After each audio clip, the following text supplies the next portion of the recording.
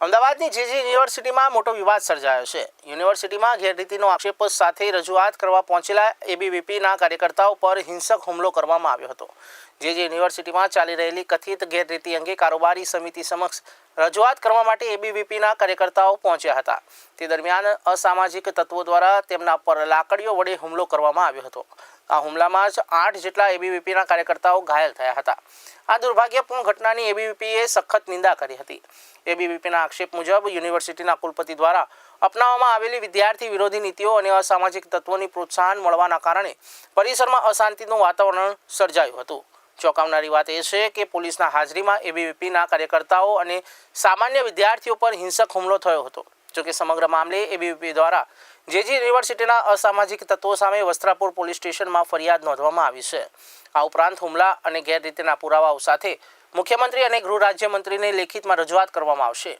એબીવીપીએ ગંભીર રીતે ઘાયલ થયેલા વિદ્યાર્થીઓના હિત અને શૈક્ષણિક વાતાવરણ પર પ્રશ્ન ઊભો કર્યો હતો।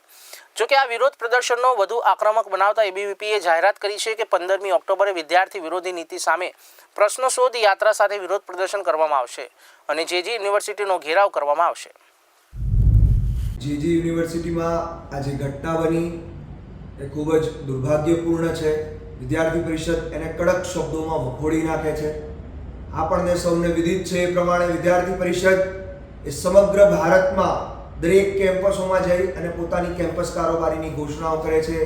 એ જ ક્રમમાં વિદ્યાર્થી પરિષદ જેજી યુનિવર્સિટીમાં પહોંચે છે, ત્યાં કાર્યક્રમ કરે છે। વિદ્યાર્થી પરિષદના જે નવી ટીમ છે એની ઘોષણા કરવા માટે જ્યારે ત્યાં પહોંચે છે ત્યારે ત્યાં પહેલેથી જ સુસજ્જ થઈને મોટા મોટા હથિયારો, તીક્ષ્ણ હથિયારો સાથે ત્યાં જે પાળેલા લુખ્ખા તત્વો, અસામાજિક તત્વો એ વિદ્યાર્થી પરિષદના કાર્યકર્તાઓ પર હુમલો કરે છે અને ત્યાં કારોબારી ન થઈ શકે તે માટેના વિવિધ પ્રયત્નો કરી છે।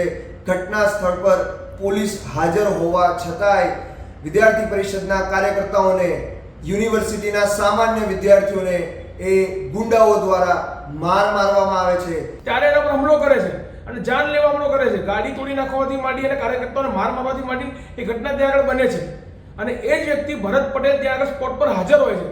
એટલે કહેવાનો મતલબ કે ટ્રસ્ટના લોકો અને આ જે વાઇસ ચાન્સેલર અચ્યુત દાણી જે પાછળ રહીને આખું ષડયંત્ર રચી રહ્યા છે અને અખિલ ભારતીય વિદ્યાર્થી પરિષદના કાર્યકર્તાઓ આવીને ત્યાં આગળ ભવિષ્યમાં કોઈ વિદ્યાર્થીના પ્રશ્નનો વાંચા ના આપી શકે એના માટે રોકવાનો પ્રયાસ કરી રહ્યા છે। એને ઢોર માર મારી રહ્યા છે। પોલીસની હાજરીમાં આખી ઘટના બને છે।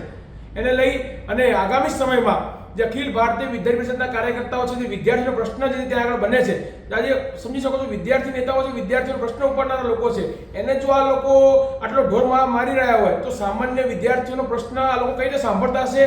એક પ્રશ્નજનક અને આશ્ચર્યજનક ઘટના છે। આજે એ દિવસની જે ઘટના જોશો તો આ વિદ્યાનું ધામ જે કહેવાય છે એ ધોકાનું ધામ બધું ત્યાં આગળ દેખાય છે। એ વિડીયોમાં સ્પષ્ટ દેખાઈ રહ્યું છે। તો એને લઈ અને હું એમને કહેવા માંગુ છું કે અખિલ ભારતીય વિદ્યાર્થી પરિષદના કાર્યકર્તાઓ હર હંમેશ વિદ્યાર્થીઓ માટે કામ કરે છે, વિદ્યાર્થી માટે કામ કરે છે।